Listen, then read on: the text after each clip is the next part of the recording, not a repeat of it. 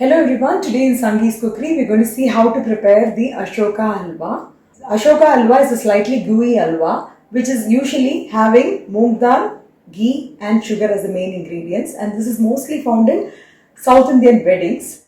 It gets its origination from Thiruvayar, a small town in Tanjavur, and this is basically invented in World War II when there was a scarcity of wheat. So these are some interesting information about Ashoka Halwa besides being tasty. So before we go into the procedure, if you're watching my channel for the first time, I would request you all to subscribe to my channel and also click on the bell icon for further interesting recipes. I've taken 1 cup of yellow moong dal. For 1 cup of the moong dal, I'm going to take 1.5 cups of sugar. Ghee around 1 cup. I've taken 1 tablespoon of the wheat flour. I've soaked a few strands of saffron in 1/4 cup of milk. 2 tablespoons of broken cashew nuts, a pinch of color, this is optional. I've taken the kesar yellow as the color, and a few drops of lemon juice, half a teaspoon of the elaichi powder or the cardamom powder, and about 1 tablespoon of cooking oil. So first what I'm going to do is I'm going to dry fry the moong dal. I've taken a small cup of yellow moong dal. I'm going to dry fry this in the pressure pan. I've added this 1 cup of moong dal. I'm going to slightly roast it just for a few minutes. You need not fry the yellow moong dal until it changes color.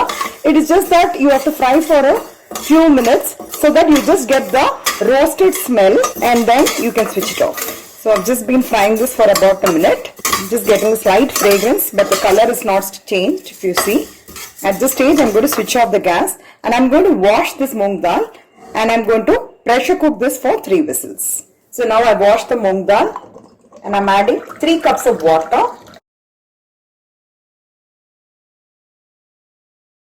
And I'm going to keep it for 3 whistles. Now after 3 whistles, I'm going to open the pressure pan and check whether the dal is cooked. Now the dal is nicely cooked. I'm just going to mash it with a ladle, and then I'm going to transfer the cooked dal into the mixie jar, and I'm going to grind it into a smooth paste. So I'm going to add about 1 tablespoon of milk, and I'm going to grind this into a smooth paste. Adding milk to the moong dal halwa will give you a very smooth texture.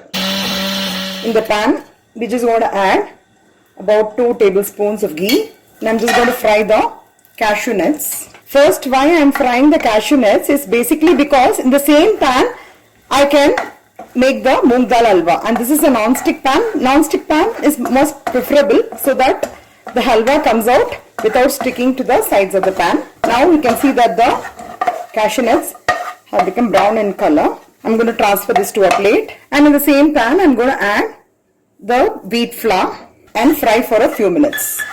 If you feel the ghee is not enough, you can add 1 tablespoon of ghee as well, and fry this in a low to medium flame.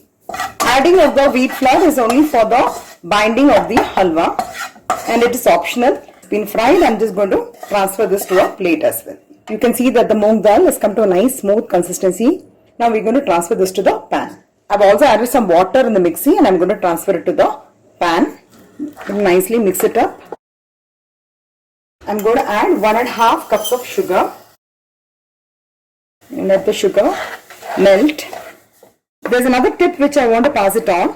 In case if you feel that your moong dal is a little bit thick, and after adding the sugar, then there are some lumps which are getting formed. Either you can use the same ladle and press the lumps.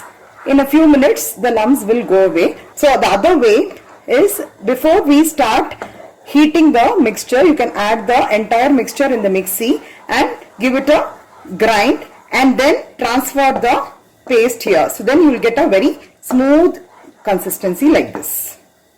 Here itself I'm going to add the soaked milk along with the saffron so that you will get a nice color. And if you feel the color of this is sufficient, it is fine. Otherwise you can add a pinch of the kesar yellow color. Keep adding ghee at frequent intervals. As I told you, for 1 cup of moong dal, at least 1 cup of ghee will be required. Adding ghee adds flavor to the halwa, as well as by adding ghee it will not stick to the sides of the pan. Now at this stage I'm just going to add a pinch of the kesar color and mix it up, and I'll be also adding the fried wheat flour. So you can see that it's getting thickened. You can add few more spoons of ghee and keep mixing it.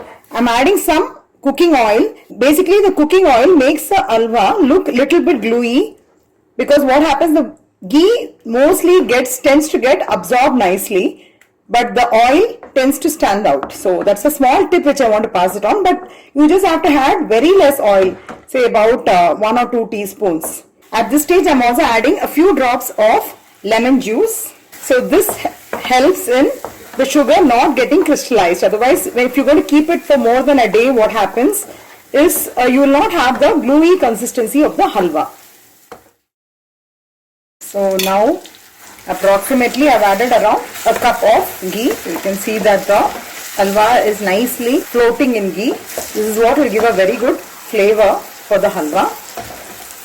If you are a beginner, I would suggest that you prepare this dish in a non-stick pan, so that to avoid the halwa sticking to the bottom of the pan. Now it's come to the desirable consistency. You can switch off the gas. I'm also adding the elaichi powder, the fried cashew nuts. Mix it up nicely. So our very tasty Ashoka halwa is ready to be served. We can transfer this to a container.